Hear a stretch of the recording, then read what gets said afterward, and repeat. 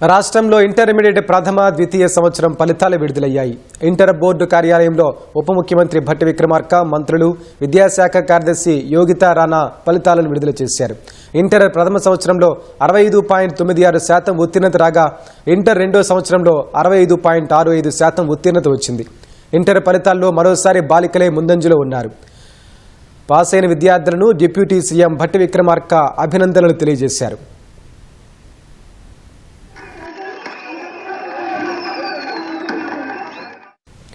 రాష్ట్రంలో ఇంటర్మీడియట్ ప్రథమ ద్వితీయ సంవత్సరం ఫలితాలు విడుదలయ్యాయి.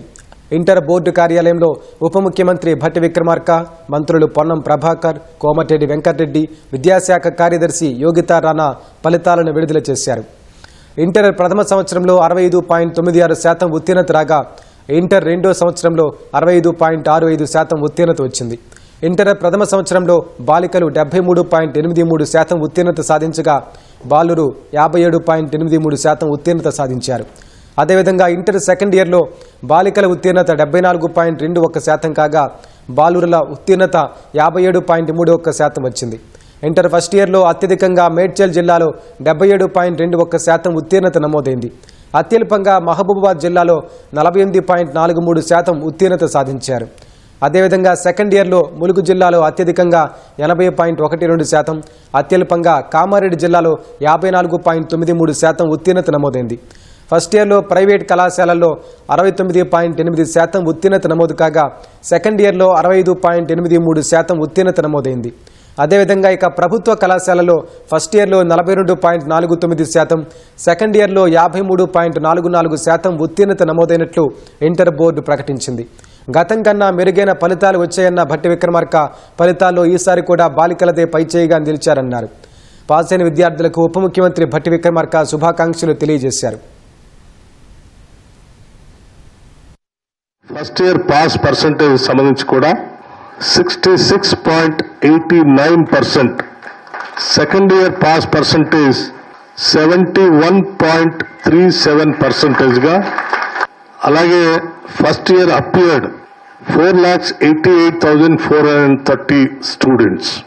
First year girls pass percentage 73.83%, first year boys percentage 57.83%. Second year appeared 5,08,582 students. Second year girls pass percentage 74.21%, second year boys pass percentage 57.31%. ఈ పరీక్షలన్నింటినీ కూడా చాలా పకడ్బందీగా ఏమాత్రం చిన్న పొరపాటు కూడా జరగకుండా పరీక్షలు నిర్వహించి ఈరోజు విజయవంతంగా ఈ ఫలితాలను ప్రకటిస్తున్నందుకు Telangana board of intermediate education సంబంధించినటువంటి అధికార యంత్రాంగం మొత్తాన్ని కూడా నేను మనస్ఫూర్తిగా రాష్ట్ర ప్రభుత్వం తరఫు నుంచి అభినందిస్తా ఉన్నాను.